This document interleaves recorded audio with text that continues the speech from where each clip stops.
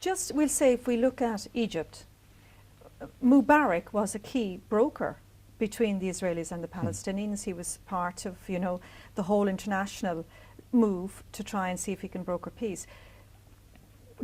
Is Israel very nervous now about what kind of regime change will take place? I mean, people say, oh, the Muslim Brotherhood will you know, take over. Now, a lot of people don't believe that because today it's a small movement in Egypt.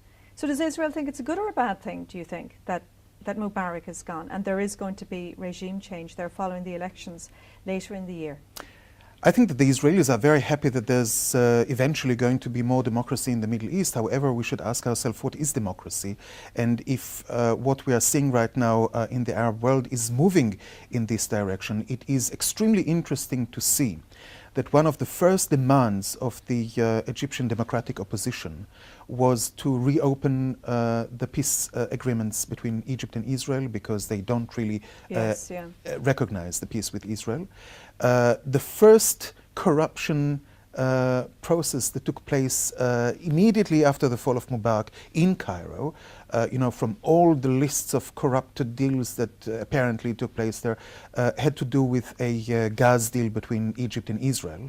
The military government in Egypt allowed for the first time Iranian warships to cross the Suez Canal and to get to Syria with loads of weapons, you know, destinated to the Hamas and the Hezbollah. So I believe the Israelis have every possible reason to fear the current situation in Egypt, knowing that there is a possibility that the Brotherhood would indeed win the election. Now, the Brotherhood does not hide what it thinks about peace with Egypt. And it's small in terms of a movement. It's small in Egypt.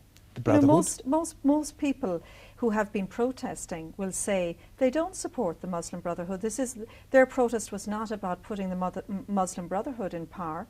It was about bringing democracy and creating more of a secular system. I'm afraid, as somebody who was in Cairo and witnessed this movement, that this was not the case because of two things. First of all, they were very present. However, this on the was streets, on the street, among the demonstrators. More than that, there were those who were actually taking care of the demonstrators, bringing food, bringing things to eat, bringing mattresses for people who stayed there to sleep, taking care of the neighborhood. You know, in the time where there were anarchy going on the street, they organized civil guards who took care of the civil neighborhoods. And many people with whom I spoke who are not members of the Brotherhood, who are secular, is maybe not exactly as you and me, but more secular than religious, said to me, we will not forget it, and when there is election, we will vote for them. We will not forget it. And the result of the referendum, which took place recently regarding the change of the constitution in Egypt, you know, the Brotherhood called for a massive yes for this change, while the so-called democratic opposition opposed it. And you know, with 70% of the people accepting the change of the constitution, I think that you cannot say anymore. So are you small. So are you saying there's a possibility that come the elections, the Muslim Brotherhood will become the dominant party in the political process? Yeah. And I'm asking myself if the military in Egypt doesn't have interest that this indeed would be the case, because this way they could come later on to whoever they want and say, well, guys, you know, democracy means Muslim Brotherhood, you don't want that, give us power again. Now, I want to be very clear on it. It's not that I'm not opposing to Islam or to Muslims, quite on the contrary.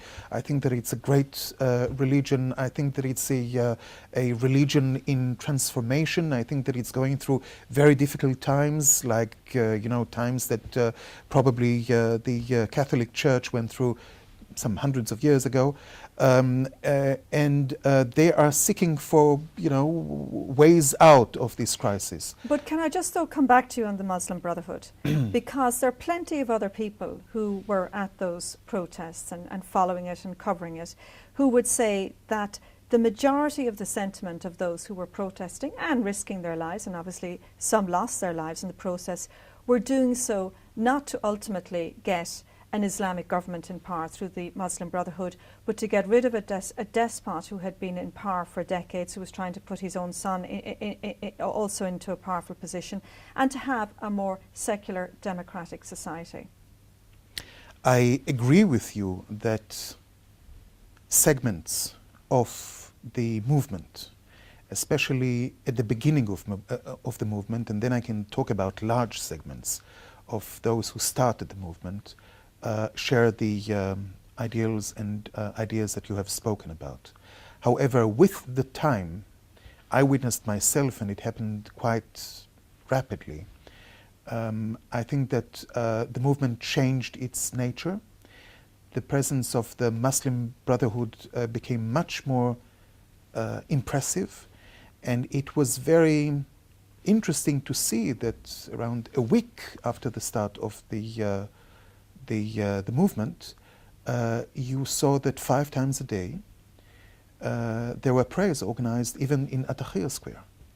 And the people participating in those prayers were quite impressive. So I don't tend to share the opinion of those who don't want to see that. From an Israeli perspective, what's happening in Libya now, in what way could that potentially have either positive or negative impact on Israel? Or is that less important than some of your neighbours who are closer to you, obviously? Well, it's a little bit far away. However, what worries me as an Israeli was, for example, the absolutely deliriant stories and propaganda which is being spread by the opponents of Gaddafi, according to which Gaddafi is actually using the Israeli army to repress the opposition.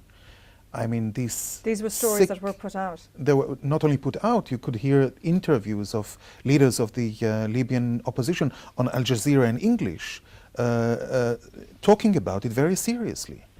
And this is, a part of a phenomenon that is really, unfortunately, spread around the Arab world. And once, as long as this doesn't stop, this sick fantasy about Israel being behind everything that is happening to the Arab world, I don't think that we have any chance of building something positive there. Because you spoke about an interesting story this morning, which is kind of sick yet funny at the same time, in a sick kind of way. It's about that unfortunate German tourist who got eaten by a shark in Egypt recently. Stories went about, you're saying, within the Arab world that actually Mossad had trained sharks. It's not stories. It was the official accusation of the Ministry of Tourism in Egypt, according to which the Israelis are training sharks to attack tourists coming to Egypt in order to destroy the tourism industry in Egypt. And all this was spread before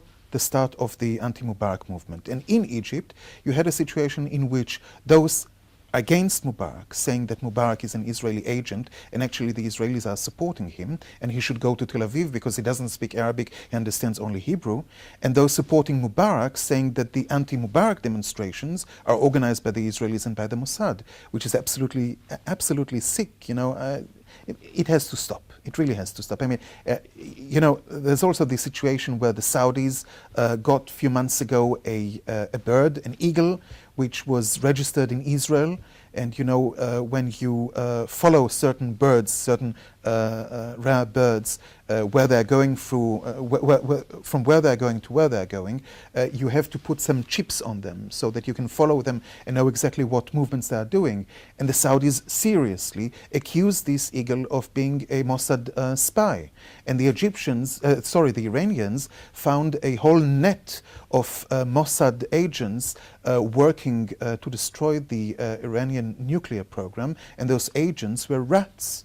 I mean, there must be a stop to it. You're right, it's funny, but when it becomes serious, it's not funny anymore. One final question before we go, Eldad Beck. You have been very critical of the flotillas and of course very controversial flotillas last year when the Turkish boat was raided by the Israeli military. As you know, of course, an Irish boat was very much a part of that flotilla. They'll be going back there again a little later this year. You call them stupid flotillas. You've called them stupid flotillas, and that the people who were engaged in bringing those shipments to Gaza had a hysterical attitude. That's strong language to describe something that some people might say was a very valid humanitarian effort to help the people of the Gaza Strip. Listen, I'm not so sure I called it stupid, I called it useless. And, you know, You did call it stupid, actually. So, well, yes, you know, you if it's stupid, it's stupid, and, you know, it is at the end of the day, because I don't think it brings anything. I don't think that those people who are organizing those flotillas are aware of the real situation in Gaza. They are inventing stories about conditions of life which are not reflecting the realities. They are trying to organize all those flotillas to provoke the Israelis and to get attention through it. Most of the people who are probably going to participate have never been in Gaza, and even when they would get to Gaza, would close their eyes to see how are the real conditions of life there. What do you think are the real conditions of life in Gaza? There is absolutely no shortage of anything there. Of anything? People are not dying of hunger there. Bringing clothes or food or whatever to the people of Gaza is a ridiculous, with a flotilla. I mean, obviously they can send whatever they want to send to Gaza, and it would get there through Egypt and through Israel. Well, you know that's not the case. That if it comes through Israel, a lot of it has to be bought through illegal tunnels. If it goes through if it goes through Egypt, if it goes through Israel, then much of it, and you No, know this, the that is Israelis not- stop certain products from actually going through Well, to the Gaza Strip. only certain products that would eventually could be used in order to build the rockets that the Hamas is firing against Israel. And you know, when you send food to Gaza, this is not the case. When you send clothes to Gaza, this is not the case. And I would really like people, you know, to go there and to see how people live. You know what? Well, Let's I've put gone there. let's put I've it this gone there way. a couple of times. I'm ready. I'm ready Have you to been join. to the Gaza Strip? I've been to Gaza Strip many times. Have you been there the last few years? Until the situation has changed in such a way that I'm not able to go there anymore. I'm not allowed as an Israeli to get there. You know. However, I'm using the opportunity of this interview with you. If the flotilla persons allow me to join them, I'm gladly coming with them to Gaza, and I would love to see the situation there with them and report about it. But your belief is that actually the people in Gaza are not really suffering at all. I believe they that the get situation. whatever they want. I believe that the situation is very much wrongly exaggerated. I think that if there is suffering, it is caused by the local authority who wants to create this suffering to show it to the world, so that the world would believe that this suffering is existent. And I believe that many of those who go to Gaza and who work in Gaza are very intentionally closing their eyes to the real situation in the Gaza Strip. Okay, we'll leave it there. But Eldad Beck, thank you very much. Thank you, Karen.